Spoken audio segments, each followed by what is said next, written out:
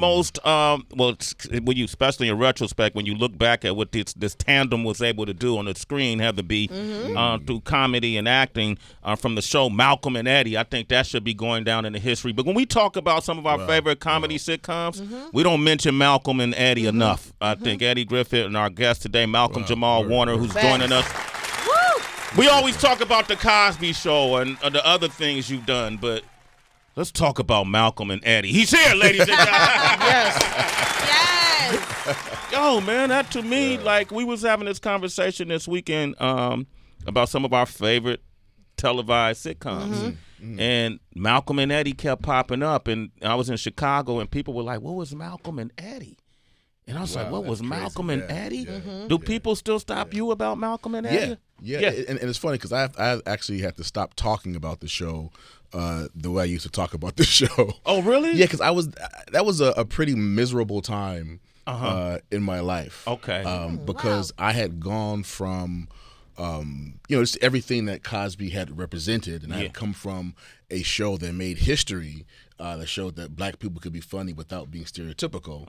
And then I got over to UPN, where all of UPN's programming was, stereotypical, you pick a nigga.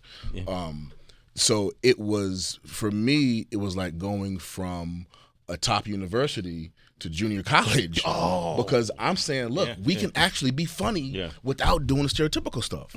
And no one was really interested in that route. They're like, we didn't bring you over here for that. This is what we do.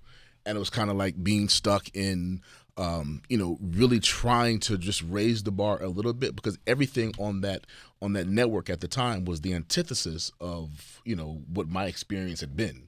So it had been, really frustrating, like fighting with, network and studio and producers and writers and fellow actors. It was rough. So you were conflicted through that whole experience? Yeah, I really was, because it was it wasn't the type of comedy that I came from. Yeah, and I had watched Mr. Cosby for 8 years on that show, really ride the writers, because like the stuff that you didn't see on that show wasn't because the writers weren't writing it. It was because Mr. Cosby kept saying, no, this is not the show that we're doing. This is not what this show is. So he was correcting it. And for 8 years. For 8 years, yeah. So I saw that show be the way it is because of the way he handled it and because what the vision was. And just unfortunately with Malcolm Eddie, it wasn't my vision. It wasn't my show. But it was your check. Yeah. So but when I look back at this show, one of the dope things is me and Eddie really did not get along. In real life? In real life. I did not know this. Yeah. Like we didn't get. But every single week before taping, we'd come together, we'd put our hands together, we'd bow, and we'd pray before we go out there. Why y'all didn't get along? Just different schools of life. Yeah. Different schools of life. And we were, we're still cool when we see each other, but it wasn't like we weren't necessarily best friends. Okay. But we understood that check. Yeah. And we understood that you can work together and still have respect, but don't necessarily have to, love each other while you're making dough. Yeah. While you making the money? Yeah. Did you feel like he was selling out by doing this show? I did have some of those issues. Yeah. But I also knew that it wasn't so much selling out because I was fighting. Yeah. And there was some stuff that I was able to to win some battles. I really had to choose my battles. So when I look at the gap between what Malcolm Eddie was and other shows on the network, the gap was not necessarily as wide as I would have liked for it to have been. But I definitely see the work that I put into it.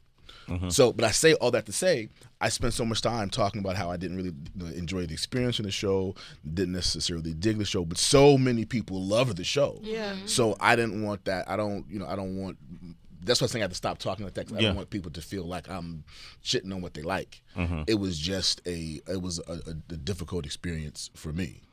Man, Malcolm-Jamal Warner, man, that's kind of, as a fan, I'm like, damn, man, I didn't know that, man. But you know what though? It made me a bass player. Okay. It made me, Sway, do fuck my. that show. Yo, man, shit, I'm mad right now. No, Sway don't want to talk about that no more. Let's jump up then a little bit, then Malcolm. I'm sorry, Yo, man. I'm sorry, Sway. So I woke up, I'm like, Malcolm's coming through, man. All right. So let's jump up a little bit, because now that you're saying that, it kind of opens my mind up a little bit about Read Between the Lines that you did with Tracy Ellis Ross, because now here you have this successful couple, so to speak. She was a doctor. She was a psychologist just on the show, and a professor. Yeah. So where were you in that frame of mind then, doing that with her? Because now she's so successful with Blackish. She's playing a doctor. You're now a doctor on this new show. So The Resident. where's your mindset back then? Well, it's crazy because when BT brought Tracy and I over, we were very clear that we were bringing our brands with us. So we were sold on, we were going to approach black situation comedy differently. We weren't going to do a typical approach to black sitcoms. And the very first thing they did was hire our writers who had worked on traditional black sitcoms. Okay. So it was almost like we were producing two different shows, and no shade on the writers, because they busted their ass for that show, to create that show, but it was just the same approach that we said we were not going to do. So we were really producing two different shows. So I think in-house there was always an issue with what the show was supposed to look like, what the show was supposed to feel like. Hey, Malcolm, I have a question then with that being said, because now, you're talking about black situational comedy. Back in that time period, it's more like the step and fetch kind of variety of comedy. And now what we're seeing is black situational comedy where the characters are professionals now. Yeah. What do you think caused that shift? Was it the studio execs in Hollywood began to reshape their mindset? Was it a particular show that made that transition? Did you black actors come together and demand different types of writing and character arcs? That's a great question. I don't know, to be honest. One of the things about, since Cosby, it was a lot of people were saying, well, let's just do a show about black professionals. Yeah. But it's like, no, it's not just, you can't give the same characters, professional jobs and have the same execution.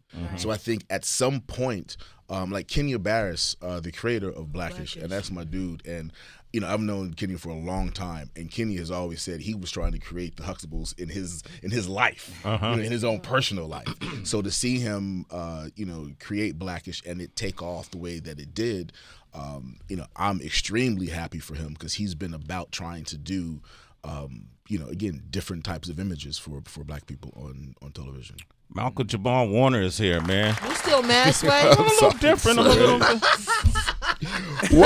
But why, Sway? Pouting over Malcolm and When he Eddie. said, why, Sway? Why? Yeah, why, Sway? That's a new one now. Why, Sway? Why, Sway? I like that, man. Oh, man. So let me ask you this, Malcolm, and you deal with I know you've been asked this a lot about Mr. Cosby, but he's affected all of our lives and mine in such a positive way. So to see him go through this, what he's going through, what he's gone through in the public eye, what he's been accused of, and coping with that, we all been trying to rationalize that in our own heads. How have you been able to, having worked with him personally for so many years, how have you coped with what he's been going through? So it's, I'll be 100% transparent. It's difficult for me to talk about. Okay. One, especially when it comes to, media and doing press, because there's nothing I can say in a 20-second soundbite that is going to be accurate enough, that is going to, say how I really feel. And because I don't do any of these things, I'm promoting something else. Yeah. So I don't really have the time, and because it's such a personal platform, it's family. And other people can have their say and give their perspectives, but it's one of those things that it's such a personal experience for me that it's really difficult to really say what I need to say for anybody to get it. To get it right. Will you try to maintain contact with him while he's going through this? Yeah. Yeah? Yeah. Okay, cool. Yeah. All right. I like the look Malcolm's giving me. Like, but Sway, I don't ask think another it's, question. No, but Sway, no, that's dope because Sway, I mean, you proof though. It's indicative of what every single Keisha was here. Yeah. Who else was here? Keisha was here. Someone else was here. Raven was here. Mm-hmm. Y'all all refer to him as Mr. Cosby. So, in spite of whatever we see, you know, from the outside looking in, it's just indicative of who he was to y'all because every single one of you guys refer to him as Mr. Cosby. None of y'all ever sat back like, well, Bill was chill. Nah, it was always that respect level. So we understand that. Yeah, no doubt. Malcolm-Jamal Warner's here, man. I'm still pissed at Malcolm. Though, man. Get over it, Sway. Okay, wait, hold on. We're going to come back. You know what? You brought up what you're here to promote. You're actually here to promote season 2, The Resident, which is airing tonight at 8 p.m. on Fox.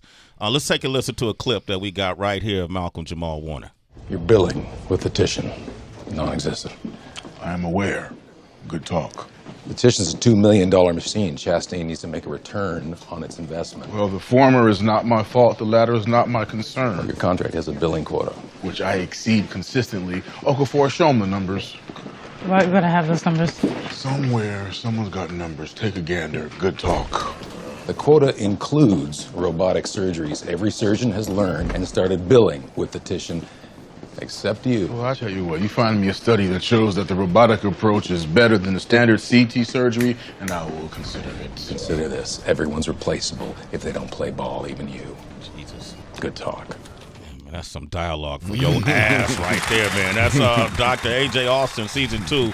Malcolm-Jamal Warner plays this, and I was watching it, and I felt smarter watching this show. You know, right, yeah, I have those moments. You have those moments, man. Like this sound like it's almost like poetry the way the dialogue is written. Yeah. If you don't understand the terminology, right? Yeah, and especially the way my character's written. There's a poeticism to how they write him, which is great for me. Yeah. But the all of the operating the surgeries that we do. It's interesting because we have to, learn the movements, learn the lingo, have the emotional content behind whatever the scene is really about. So it's really a lot that goes on in those operating scenes, and it's why they look so dope. What are the layers behind Dr. A.J. Austin? Who is Dr. A.J. Austin? How did you shape and mold this character? So Dr. A.J. Austin is one of the top cardiothoracic surgeons in the country. And he knows that he is the best at what he does. And he has got such a huge ego and so much arrogance with him. And what I love about it is it's not an arrogance coming from trying to mask or compensate for any insecurities. He's just, I'm dope as fuck, and deal with it. And if you don't like it, then deal with it. But this is who I am. So for me, it's... I get to play a guy that I don't allow myself to be in real life. You're not that confident, right? I'm no. Okay, I'm not. And it's so weird because as an artist, it's like, as an artist, you always want to be in the place where you don't care what people think about you. But the success of your art is based on what people think about you. So there's always that, that fine line that I'm dancing on. Yeah. I would have never known that, man. Yeah, man. Yeah. Malcolm got insecurities. He's human. Thanks for proving it, Malcolm. Hey, listen to my poetry. It's a lot of that. That's what I was going to ask about. Right. With the poetry, I mean, obviously you know you as an actor and also a writer and director, but going into the poetry and also the music, what are the updates with that? Because I wonder if you're affected by, again, what people think, what they're listening to. Sure. If you're like, let me pause on the poetry because trap is so huge now, or is poetry even more important when you're seeing the different music that people are into? Sure. That's a great question. I really think that poetry is of utmost importance now because, growing up, I got into poetry, because I grew up listening to hip hop, and there is a certain there's a certain rigidity that hip hop has. There's a certain freedom that poetry has that you're not necessarily tied into things that can be restricted by with hip hop. And I think now, as we listen to hip hop and we listen to mumble rap and we're in a place where it's all about the beat. Nobody cares about the lyrics. I think this is really an important time for spoken word, because the poetry allows people to really express themselves. Agreed. And there's a certain expression that we used to get from hip hop that we no longer get. So I think the poetry and the spoken word is still a wonderful outlet for young people who need to express themselves and not be caught up into what hip hop is right now in this moment. Beautifully said. Malcolm-Jamal Warner's here, 888-742-3345. Love and other social issues. It's the name of the project. This time it's the name of the jam. Hey. It's time. Malcolm-Jamal Warner, the resident, airing tonight, 8 p.m., season 2 on Fox. That's some of his music. Malcolm said, Sway, I've done stuff since 15 years ago. But what a lot of folks don't know is, and we talked about this before, but Malcolm used to come to King Tech in my house in the Valley. I won't even, they've been robbing people in our neighborhood lately, so I won't even say the city. Right. Yeah, but and then you guys were working on your music, and he inspired you to keep going with it. Yeah. When I first started, doing poetry, doing spoken word outside of my house, I had this hip hop piece, and it was about my love-hate relationship with hip hop, and I don't even know how me and Tech connected on that. But yeah, I would come to the crib and do for him what I had. He'd hook some beats up for me. Never laughed at me. He took you seriously. Yeah, he took me seriously, and it really, like I said, King Tech is one of the reasons why I pushed forward with the music and poetry, because he was the cat, from out the box, was supportive, and not just in words, but in deed. He was very supportive. Beautiful person, beautiful spirited person. Shout out to King Tech. That's why we been day ones. Before they were saying day one, we were day ones. And the same thing he's done with you. He's done with Nas. He's done with RZA. He's done with Biggie. He's done with Jay. He's done with a lot Outkast, the Roots. In the same way that he didn't laugh at you, he didn't laugh at them and took them seriously when other folks weren't necessarily taking them seriously. Yeah. So shout out to King Tech. King Tech, salute.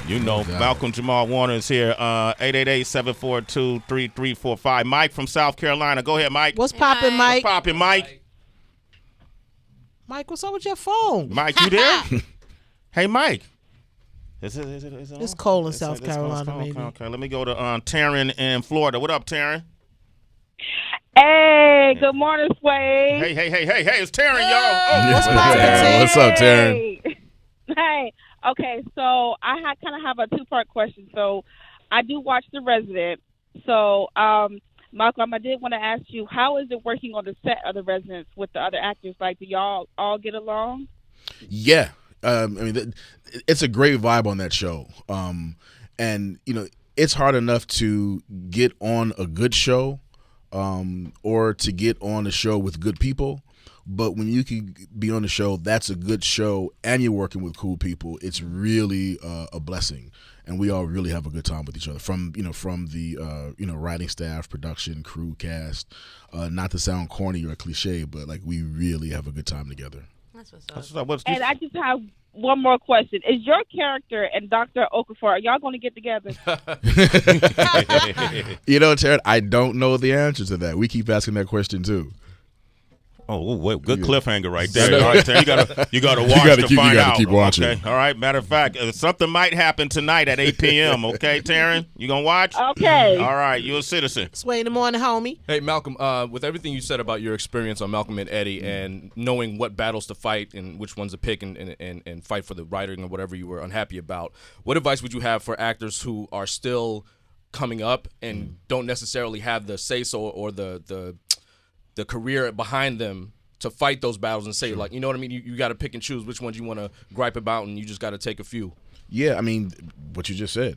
Honestly, because at some point, to be an artist, to be a conscious artist of color, you're constantly having to pick your battles. And, at some point you have to, really decide what your boundaries are.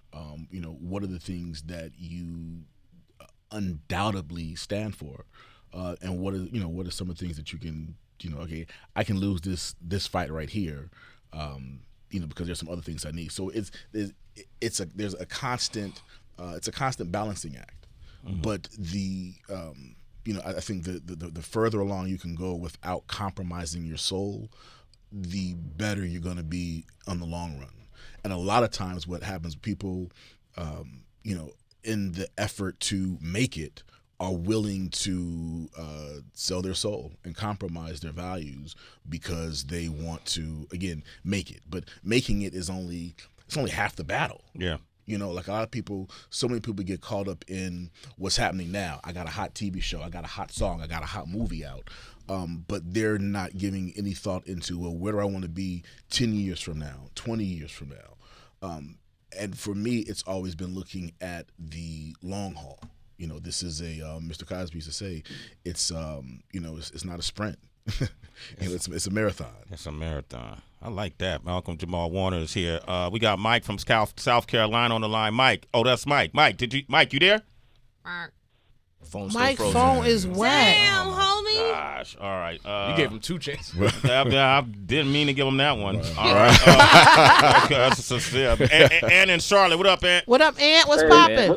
What's going on, y'all? Y'all love y'all. Yo, Malcolm, man, I don't know if you remember this, man, but I was in like 4th grade, and you lived up the street from my Catholic school, which is Queen of All Saints. And I don't know how my cousins knew that you lived up the street, but we used to go, and one day she was like, we're going to go see Theo. And I was like, Theo, I'm 4th grade. I'm like, Theo?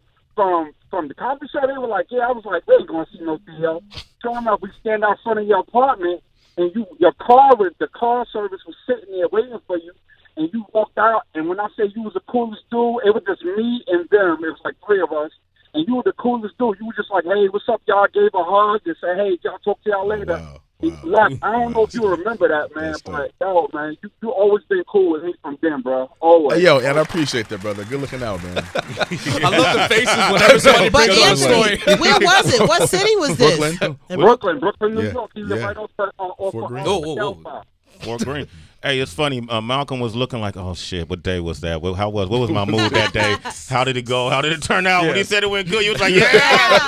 All right. You were an asshole. You know what? I'm gonna tell you, because most stories, most people's experiences with me are going to be that. Yeah. Because I used to. When I was a kid, I used to go to the Laker games. I used to be the kid at the Players Interest in the Forum trying to get autographs after the game. So I used to be that kid. And I always knew that, when I became famous, because I knew I was going to become famous, that I wanted people to have an experience. Yeah. Because, word of mouth is a big thing. So I want people to have had, a positive experience with me. Because that stuff carries on.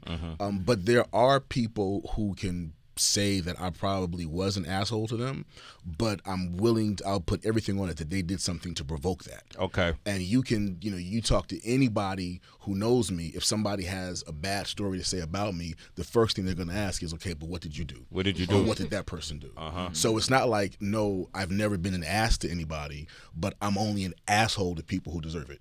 I love it. I love it. And then the problem, so the problem is, like, that guy doesn't get to come out often. Yeah. So when he comes out, it's like he's to the nth degree. Wow. Right. Malcolm-Jamal Warner, man. Big round of applause for this guy, man. The Resident is airing tonight, 8 p.m. on Fox. This your home. So anytime you want to just come hang out, come hang out. Okay, dig it. All right? Appreciate My that, man, sir. Malcolm-Jamal Warner, man. I appreciate you, brother. Congratulations on the continued success. Thank you, brother. All right. And up next, DB, who we got? Sarah Silverman. Sarah Silverman is here. 888-742-3345. Give her a call.